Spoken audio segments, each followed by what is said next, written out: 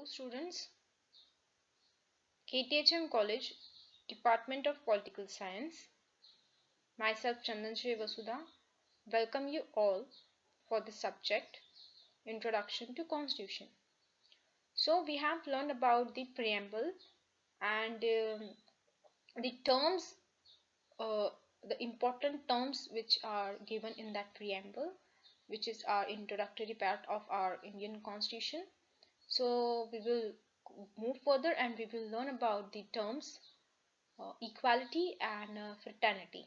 Equality, thus, equality in status and opportunities, and fraternity, human dignity, unity, and integrity of the nation.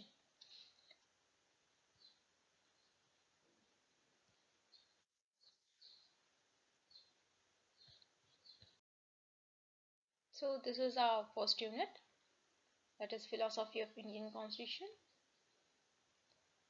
and in that unit, these are the chapter. In that we are going to learn about equality and fraternity. Okay.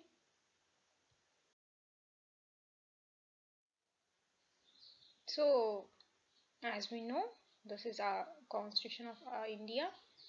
In that, this is preamble, the introductory part of our Indian Constitution, which is very important. In that, the terms which are highlighted, that is sovereign, socialist, secular, democratic, republic, justice, liberty, equality, and fraternity. The highlighted point we are going to learn now. We are going to learn about equality first, equality in status and opportunity. So what is the meaning of equality? Equality means the absence of privilege or discrimination against any section of the society, and the provisions of adequate opportunity for the all individual without any discrimination. So the preamble secures to all the citizens of India equality of status and opportunities. This provision is included in three dimensions of equality, which is civics equality, political, and economic. So in our fundamental rights, the fundamental right, the chapter of fundamental rights, it ensures the civics equality. In that, equality before law, which is article 14. After that, prohibition of discrimination on grounds of religion, race, caste, gender, or place of birth, which is article 15. After that, equality of opportunity in matters of public employment, article 16, and the abolition of untouchability, which is article 17. After that, abolitions of titles, which is article 18. So there are two provisions in constitution that seeks to achieve political equality. One, no person is to be declared ineligible for inclusions in electorate rolls on ground of religion, race, caste, or gender, which is article 325. And the two, which is election to the Lok Sabha and the State Assembly to be on the basis of adult franchise, which is article 326. And the directive principle of state policy, which is article 39, secures to man and woman equal right to an adequate means of livelihood and equal pay for equal work. This is all about the equality. So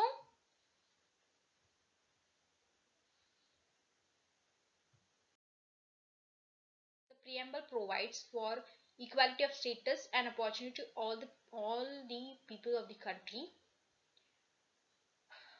After that, it strives to provide social, economic, and political equality in the country, and every citizen of the country has equal rights of status and opportunity.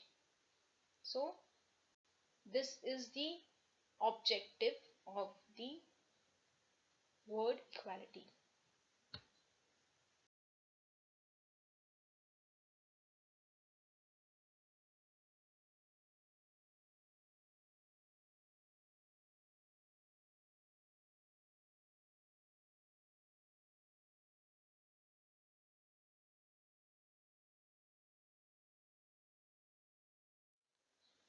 The next term is fraternity. In human dignity, unity, and integrity of the nation. So, the meaning of the word fraternity is, fraternity means a sense of brotherhood, and the constitution promotes this feeling of fraternity by the system of single citizenship. So, uh, the fundamental duties, Article 51A says that it shall be the duty of every citizen of India to promote harmony and the spirit of common brotherhood amongst all the people of India, and transcending religious, linguistic, and religion or sectional diversity. So, the preamble itself declares that the fraternity has to assure two things. The first one is the dignity of the individual and the unity and integrity of the nation. So the word integrity has been added. Please note down, the word integrity has been added to the preamble by the 42nd Constitutional Amendment Act, which was in 1976. So, according to K.M. Munshi, a member of a drafting committee of the Constituent Assembly, the phrase dignity of the individual signifies the Constitution not only ensures material betterment and maintain a democratic setup, but that is also recognized that the personal of the every individual is scared. So this is highlighted though through some of the provisions of the fundamental rights and directive principle of state policy. So which ensures the dignity of the individual. And after further that, the fundamental duties, which is Article 51A, also protects the dignity of women by stating that it shall be the duty of every citizen of India to renounce practices derogated to the dignity of women, and also make it the duty of every citizen of India to uphold and protect the sovereignty, unity, and integrity of the nation, means India.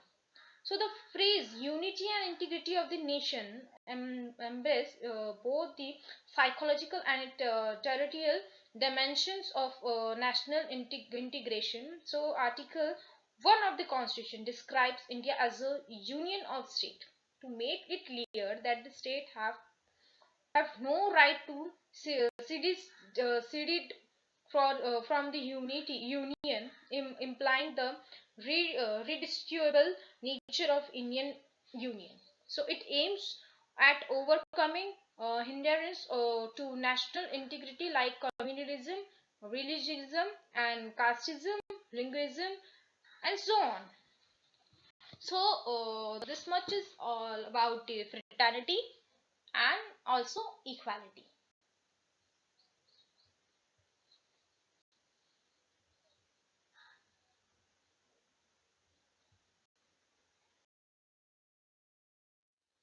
So we have done with our lecture. Thank you all of you.